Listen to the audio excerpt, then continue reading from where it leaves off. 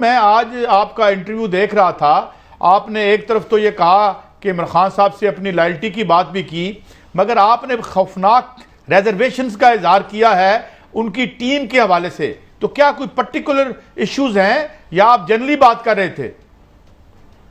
قاضی صاحب، میں سمجھتا ہوں کہ ایشوز جو ہیں وہ مہنگائی ایک بہت بڑا ایشو ہے. اگر ایک چیز مثال کے طور پہ انڈے ایک درجن 160 روپے کے آج مل رہے ہیں تو کل یہی انڈے آپ لیں گے تو وہ 170 روپے کے آپ کو ملیں گے. بے روزگاری جو ہے وہ عروج پہ ہے، انتہا کو پہنچی ہوئی ہے.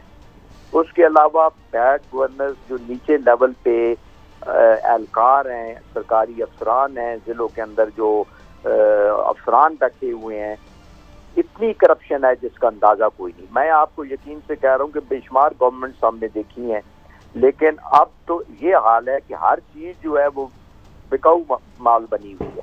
پیسے دیں، کام کروائیں، اور پیسوں کا ریٹ بھی جو کام پہلے آج سے پہلے 500 روپے میں ہوتا تھا آج کل 5000 میں ہوتا ہے. اچھا میجر صاحب، السلام علیکم. عارف حمید بٹی عرض کر رہا ہوں.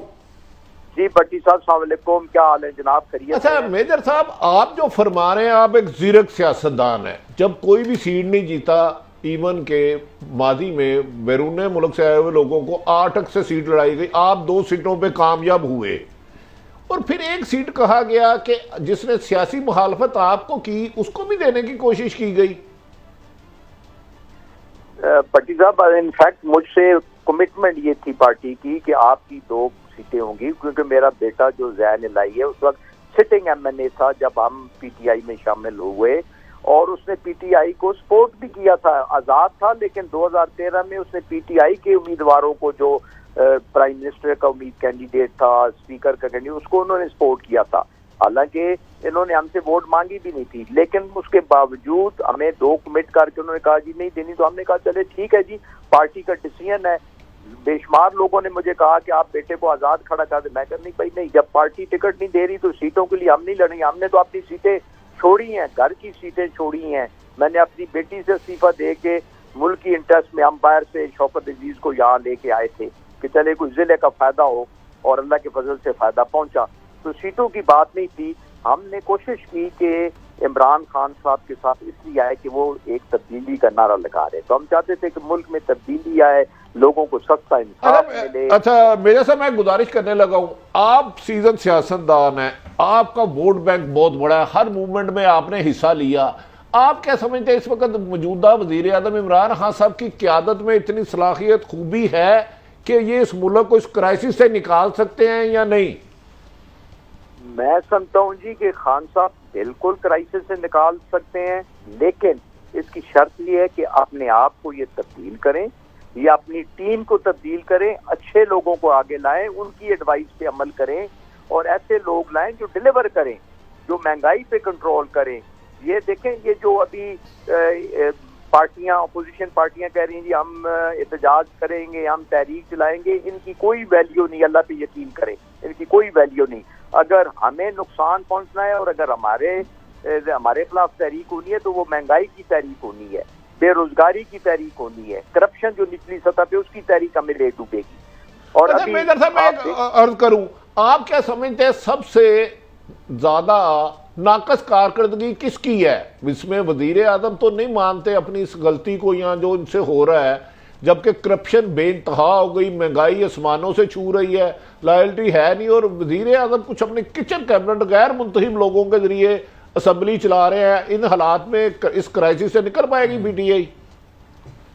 میں کہہ رہا ہوں سر کہ بالکل نکل سکتی ہے، اگر یہ تہیہ کر لیں کہ وہ لوگ لانے جو زمینی حقائق سے واقف ہیں، وہ لوگ لانے جو لوگوں کے، غریب لوگوں کا درد رکھتے ہیں. یہاں صرف نان الیکٹڈ لوگ نہیں، نان الیکٹڈ تو ہیں، کچھ الیکٹڈ بھی ایسے ہیں جو میں سمجھتا ہوں نان الیکٹڈ سے بھی پیڑے ہیں، ان سے بھی برے ہیں، ان کا کوئی ادراک نہیں، ان کو کسی چیز کا کوئی ادراک نہیں.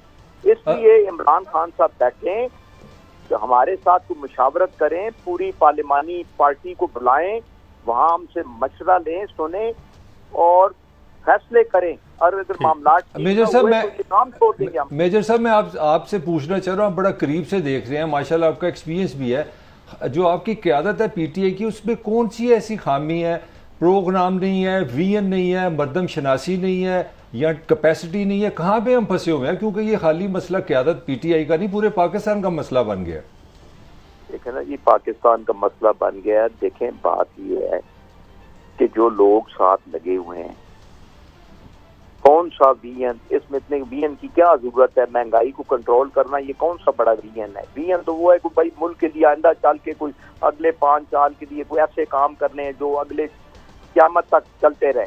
وہ پہلے یہ تو کنٹرول کرنے خدا کے لیے جو یہ مسائل, چھوٹے چھوٹے مسائل ہیں, مہنگائی ہے, بے روزگاری ہے, نچلی لیول کی کرپشن ہے, بیڈ گورننس ہے, بیوروکریسی حاوی ہوئی ہے, بلدیاتی اداروں کو توڑ دیا گیا. بلدیاتی ابھی جو یہ سسٹم لانے کی کوشش کر رہے ہیں وہ لنگڑا اور لولا سسٹم ہے جس کا کوئی نہ سر ہے, نہ کوئی پاؤں ہے, نہ کوئی ان کے پاس کوئی اختیارات ہیں.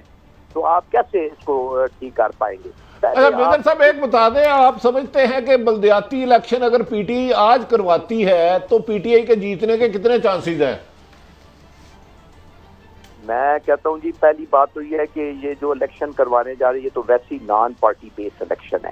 نچلی لیول پہ ولیج کونسلز اور نیبرہڈ کونسل جو نان پارٹی بیس ہیں, تو ان میں سے کسی کا کیا پتہ لگنا ہے کہ کون ہے, کس نے زیادہ جیتا ہے یا کیا جیتا ہے. لیکن میں سمجھتا ہوں کہ سسٹم اچھا لائیں, نان پارٹی بیس ہو یا پارٹی بیس ہو, لیکن اس کو متحرک کریں. جنرل مشرف صاحب کا جو سسٹم تھا بہت بہترین اور اعلیٰ سسٹم تھا. وہ شہباز شریف نے بھی اس کو سے ایگری نہیں کیا کیونکہ اس کے ساتھ مشرف صاحب کا نام لگا ہوا تھا. انہوں نے کہا اس کو فوری طور پہ فارغ کریں.